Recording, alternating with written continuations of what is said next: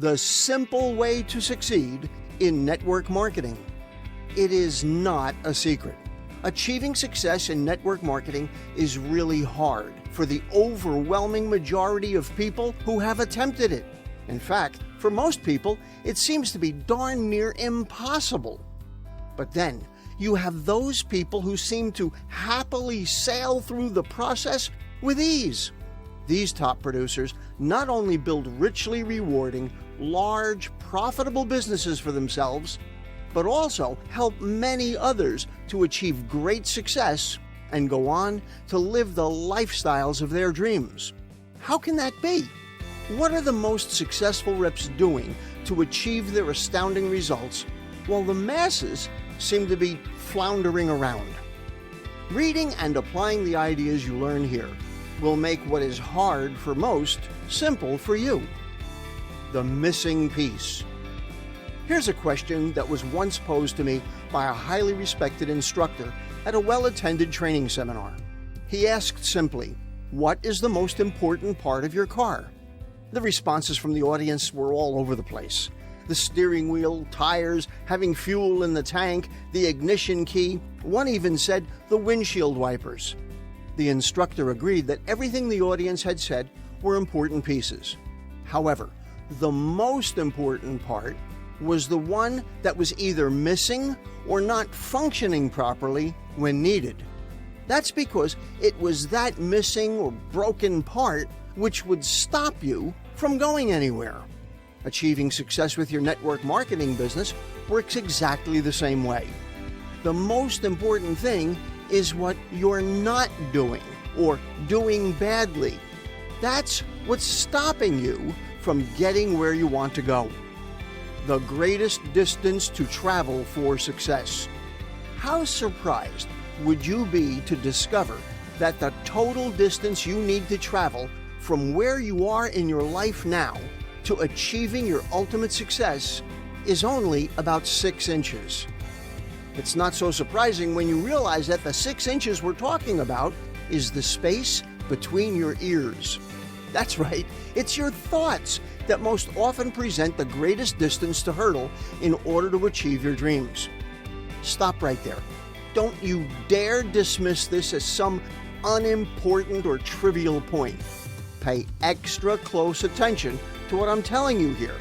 Almost always, the difference between the top champions and those ranking at the bottom of nearly every field comes down to the quality of their thoughts. The Wrestling Coach and the Poem. A school known for having a championship wrestling team always drew many young freshmen to the first day of orientation to learn about what it took to make the team. The tough old coach, who had trained many great champions, always began the first few moments of that meeting in the same way. He opened by posing this situation. You have 2 wrestlers. They are both the same size and same weight. They both have learned the same moves. They've both been attending practice and working out daily. They're both on the same team and have the same coach. However, one wrestler will consistently beat the other during a match. Why is that? Without waiting for an answer, the coach continued. He told the young boys sitting in the bleachers that it all comes down to the fact that one wrestler simply wants it more than the other one. One of them is mentally stronger. Then he handed out photocopies of a famous poem and required that it be memorized in order to become a member of the team. That poem was called All in the State of Mind. If you think you're beaten, you are. If you think you dare not, you don't. If you'd like to win but think you can't, it's almost a cinch you won't. If you think you'll lose, you're lost. For out in the world you'll find success begins with a person's will. It's all in your state of mind. Full many a race is lost ere a step is run, and many a coward fails ere ever his work's begun. Think big and your deeds will grow. Think small and you'll fall behind. Think that you can and that you will. It's all in your state of mind. If you think you're outclassed, you are. You've got to think high to rise. You've got to be sure of yourself, before you can win the prize. Life's battles don't always go to the stronger or faster man, but soon or late, the ones who win are the ones who think they can. Those who achieve very little tend to write off the importance of having a strong, positive mindset, while those who become the top producers, the best leaders with the biggest teams, those who are the most admired, will universally talk about the importance of having a positive, can-do mindset. What goals would you set if you knew you could not fail? Way back in 1973, the great preacher, minister, motivational speaker, Robert Schuller, wrote a book entitled, "You Can Become the Person You Want to Be." Schuller was best known for hosting a syndicated television show called The Hour of Power, and for building one of the most famous churches in the United States called the Crystal Cathedral. In the second chapter of that book, he began by asking a number of questions. These were his first three. Number one, what goals would you set for yourself if you knew you could not fail? Number two, what dreams would you have on the drawing board if you had unlimited financial resources? Number three, what plans would you be making if you had 30 years to carry them out? These are some very good questions to ask yourself. I strongly recommend writing out your answer to question number one. Then look at your answer often. Reading your written answer often will allow you to stay on track, especially when you've had a tough day or a bad run of luck. It's not somebody else telling you what to do, it's you telling you. In a newspaper article from the 1970s, Schuller included a formula and a mnemonic device to help readers remember an important point. Goal plus toll equals success. Establish your goal. Then be prepared to pay the price. That price will come in terms of your time, money, energy, and perhaps even sharing the credit with others. Do that and you will succeed. Remember, triumph is made up of two words, try and oomph. Do not be held back by any of your past failures. Tomorrow, when the sun rises once again, you'll have the light of a new day to illuminate an open door that will beckon you to enter a brand new world. It is called the land of beginning again. Everyone is afraid of something. So what? Sometimes people think that those who are brave do not feel fear. That is simply not true. What is true is that those who are brave feel the fear and do it anyway. Think back to fears that you yourself have overcome. How did you do it? Here are a few common examples. A loving dad would sometimes take his little girl to amusement parks where they would ride the roller coasters together. At one park, there was this particularly big one. At first, she was so afraid to ride it that she walked away. Then, later, thinking back about other coasters she had ridden with her dad, she decided to do it. Of course she was scared, but as soon as she rode it, she asked her dad to get back in line and do it again. A few years have passed now, and that coaster is old hat.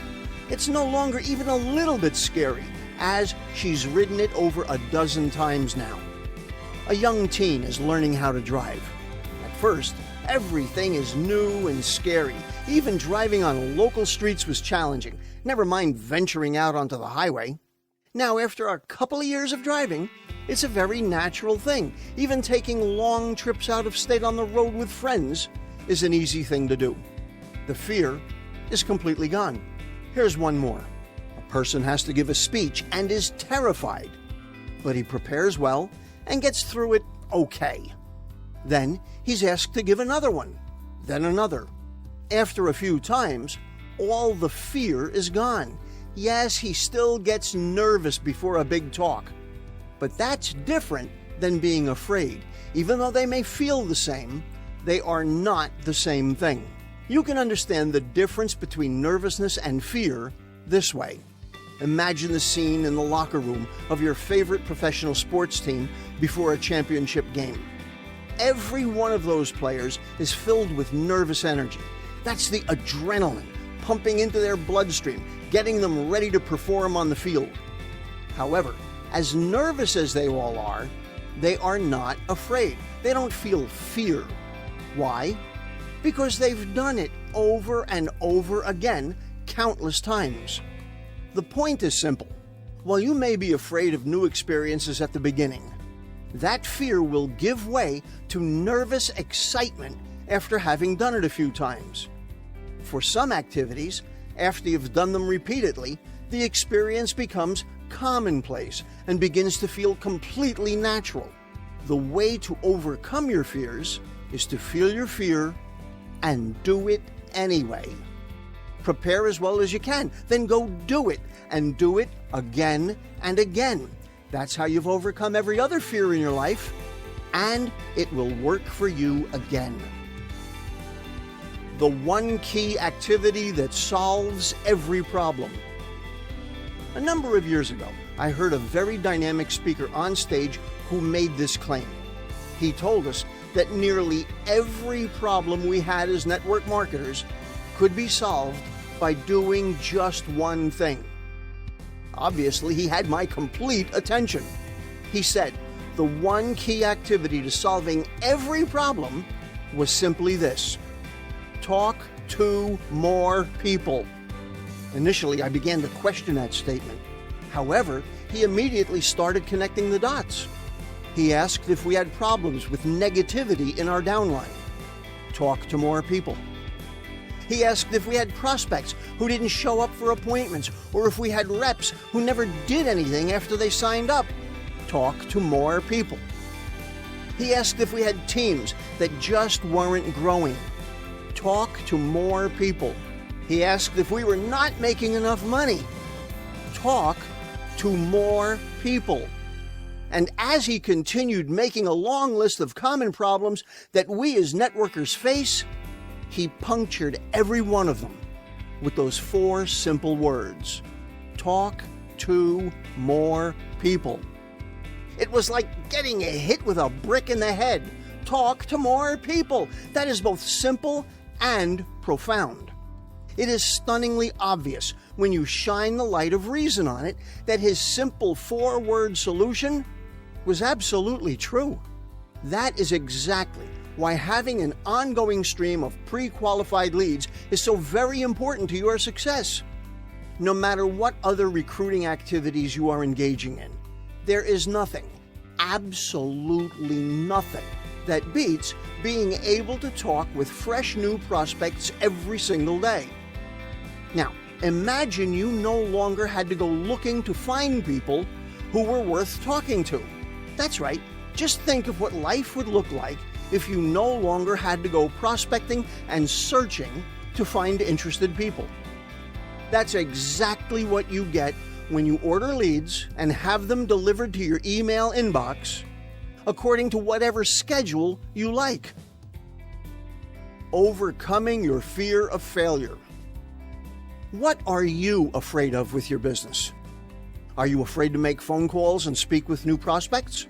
Are there people on your list you are afraid to call because you're afraid of what they might say or how they might react? Are you afraid to give a presentation to your prospects or a group of prospects? That fear is what will stop you from performing the actions necessary to move forward with your business. Those fears affect how you use your time and your energy. Whether it's a conscious effort or a subconscious habit, it is those fears which will cause you to eventually give up in defeat. The only chance you have to achieve success is to get the better of it. You must gain control of your thoughts. That will give you control over your actions and how you spend your time. The good news is that it's actually easier than you realize. Whatever you're afraid of, the cure is the same every time. Take action, and your fears will gradually evaporate. It's that simple. This is such an important point that it must be repeated. Feel the fear and do it anyway. Commit to your own personal development. There's an old expression related to computers, GIGO. It stands for garbage in, garbage out. Very simply put, your end result can only be as good as the information you start with. The same is true with becoming successful in your network marketing business. If you are plagued with self-doubt and negative thoughts, you cannot hope to achieve success. But eliminating those things will not likely happen overnight. You must work towards them. You must become mentally stronger. In the same way that it would be unreasonable to expect you to go into the gym and begin by bench pressing 300 pounds or running a marathon if you're not a runner, the same is true for gaining control of your thoughts. You must become stronger. The key word is become. You work your way towards it. The best way to do that is to put positive, beneficial information into your head on a systematic basis. Listen to motivational podcasts. Read books and articles that help you develop your skills. Be around people who themselves are upbeat and positive. Avoid those people and things that are full of negative energy. You may want to stop watching or listening to the news. They really should call it the bad news. Do things that focus your mind on your highest goals and expectations of yourself. Avoid those things that make you mentally weaker and worried. Most of all, realize that it is you who control what you choose to put into your head. Choose wisely. Be committed to your own success. Okay, so now I have some tough love for you. There is no secret. There's no hack or shortcut, no trick. Self-discipline comes down to one word: discipline. You either want to achieve your goals badly enough or you don't. That's it. You either really want it or you don't. Every day you're faced with decisions about what you're going to do and how you're going to invest your time. It's a personal choice. When you want something badly enough, you'll do what needs to be done. If you don't want it bad enough, you won't. It's really simple. Don't overcomplicate it. However, you may find that your willpower is simply not strong enough yet. The best way to do that is something you're not going to like. You must become accountable to someone else. You heard me. You've got to become accountable to another person or a group. You've got to report in, check in, have someone else check up on you. It could be your immediate sponsor, or a high-ranking upline member of your team, or key people you've personally enrolled. But it is something you simply must do. Your own willpower is only just so strong. You've got to exercise it to make it stronger. Just like we talked about in the section above when I mentioned weightlifting or running a marathon. And the way to do that is to have someone else to keep tabs on you. Think of it like this. Suppose a company made an announcement to all its employees. Okay, everybody, new company policy. Show up to work when you feel like it. Ridiculous, right? They might as well hang a sign on the door, out of business. Why? Because people don't feel like showing up for work. You do it because you've got a boss and coworkers. You have to show up whether you feel like it or not. There's a penalty for not showing up. If you're a member of a team, whether it's a sports team or something like an orchestra or band, you have practice and rehearsals. There's a coach or a band director expecting certain things of you, giving you a schedule, giving you tasks, and so on. You have to show up and get things done, whether you feel like it or not. That's because you are accountable to other people. You want to be more self-disciplined? You want to stop wasting so much time on tasks that are time wasters or doing things that are unproductive? Then team up with the person who enrolled you, or a key player in your upline, or one or two people in your downline that you like and trust. Become accountable to show them what you've been doing with your time. Don't buy into any phony ideas that you're only one time management trick or productivity hack away. Stop looking for some magic lesson to solve your problem. You need to level with yourself. You're not one anything away. You're right here, right now. Commit to yourself. Commit to others. Set a schedule. Stick to it. Put the right thoughts into your head. Drive out negativity. Focus on your goals. Do those things, and soon you'll join the ranks of those you admire, because you too will be able to enjoy the lifestyle of your dreams.